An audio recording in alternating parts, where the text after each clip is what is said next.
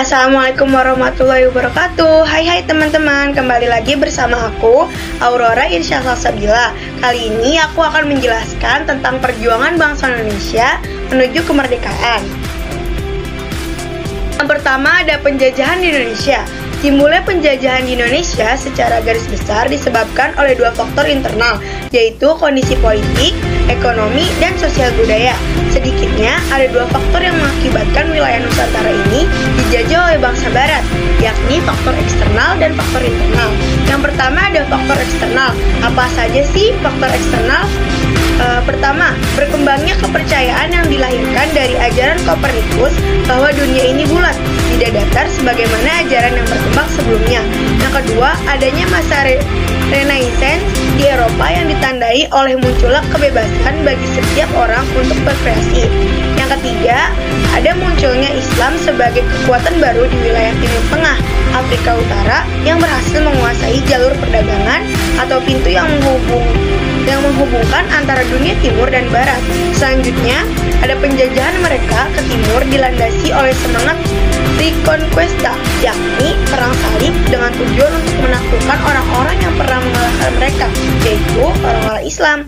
Yang terakhir, adanya perjanjian Tordesillas yang ditandatangani pada tanggal 7 Juni 1494. Selanjutnya ada faktor internal. Ada beberapa faktor internal yang menyebabkan terjadinya penjajahan di Indonesia. Di antaranya sebagai berikut. Pertama, terjadinya kontak hubungan perdagangan antara penduduk pribumi dan orang asing yang berperan sebagai kaum pendatang pencari rempah-rempah yang bertindak sebagai pembeli. Yang kedua, penduduk Nusantara termasuk Indonesia adalah penghasil rempah-rempah yang sangat diperlukan oleh orang-orang Barat yang berakibat munculnya persaingan di antara para pedagang untuk menguasai pusat perdagangan yang akhirnya berdampak pada penguasaan wilayah Nusantara. Dan yang terakhir, ada kondisi penduduk Nusantara masih merupakan kerajaan-kerajaan kecil yang sangat rentan dengan persaingan dan di antara mereka terjadi ambisi untuk saling menaklukkan sehingga mudah diadu domba oleh kaum pendatang dari luar. Selanjutnya ada perjuangan bangsa Indonesia dan semangat kebangsaan. Perjuangan bangsa Indonesia menurut Surjo Miharjo tahun 1989. Perjuangan bangsa untuk mencapai kemerdekaan di negara-negara Asia yang pernah mengalami proses penjajahan pada umumnya mencapai puncak pada pertengahan abad ke-20, yakni melalui proses dekolonisasi antara tahun 1945 sampai 1955. Perjuangan dilakukan oleh sejumlah kerajaan untuk mengusir penjajah dari daerah atau kerajaan tertentu secara lokal, sehingga sering disebut perjuangan kedaerahan atau lokal. Sistem tanam paksa mewajibkan rakyat menanami sebagian dari sawah dan atau ladangnya dengan tanaman yang ditentukan oleh pemerintah dan hasilnya diserahkan kepada pemerintah. Adapun pokok-pokok peraturan tanam paksa itu sebagai berikut. Pertama, petani diwajibkan menyediakan 1/5 dari tanahnya yang akan ditanami oleh tanaman wajib yang akan diperdagangkan oleh pemerintah. Tanaman wajib itu berupa trauma atau nila, tebu, tembakau, dan kopi. Selanjutnya, hasil tanaman wajib diserahkan kepada pemerintah dengan harga yang telah ditetapkan oleh pemerintah. Yang ketiga, tanah yang dikenakan tanaman wajib dibebaskan dari pajak. Selanjutnya, tenaga yang diperuntukkan bagi pemeliharaan tanaman wajib tidak boleh melebihi tenaga kerja demi penggarapan tanah. Mereka yang tidak memiliki tanah dikenakan wajib kerja di perkebunan selama 65 hari setahunnya. Dan yang terakhir, kerusakan tanaman wajib di luar kesalahan petani ditanggung oleh pemerintah.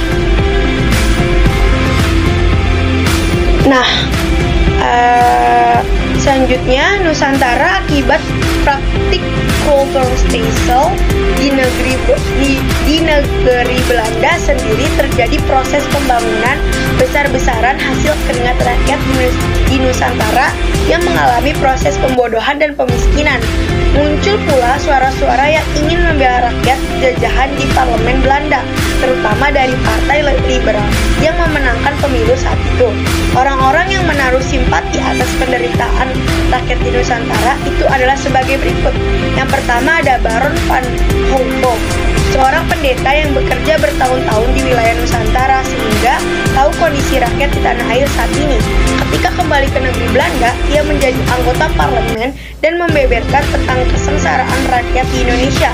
Yang kedua, ada Edward Dausdekker, terkenal dengan nama samaran Mutatul bekas asisten residen Lebak yang minta berhenti karena tidak tahan melihat kesengsaraan rakyat Lebak akibat penjajahan Belanda.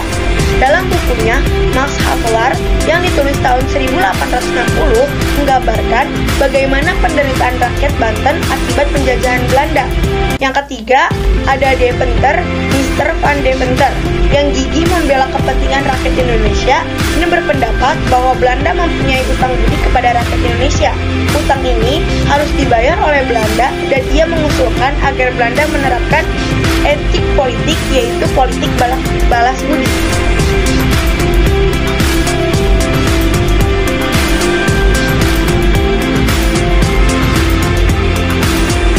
Sejak inilah muncul kesadaran berbangsa dan bernegara bagi rakyat di Indonesia yang sama-sama ada dalam penjajahan. Prigodiko tahun 1991 membagi masa perjuangan kebangsaan di Indonesia atas 5 dimensi, yakni pergerakan politik, pergerakan sarekat sekerja, pergerakan keagamaan, pergerakan wanita, dan pergerakan pemuda. 5 dimensi pergerakan pada masa penjajahan Belanda ini dibagi lagi menurut kurun waktu sebagai berikut. Yang pertama, pada masa tahun 1908 sampai 1920. Yang kedua, masa 1920 sampai 1930. Yang ketiga, masa 1930 sampai 1942. Ada 3 jenis pergerakan politik pada masa 1908 dan 1920 sebagai berikut. Yang pertama, organisasi Indonesia yang terdiri atas Budi Utomo, Syarikat Islam, perkumpulan-perkumpulan berdasarkan kedaerahan.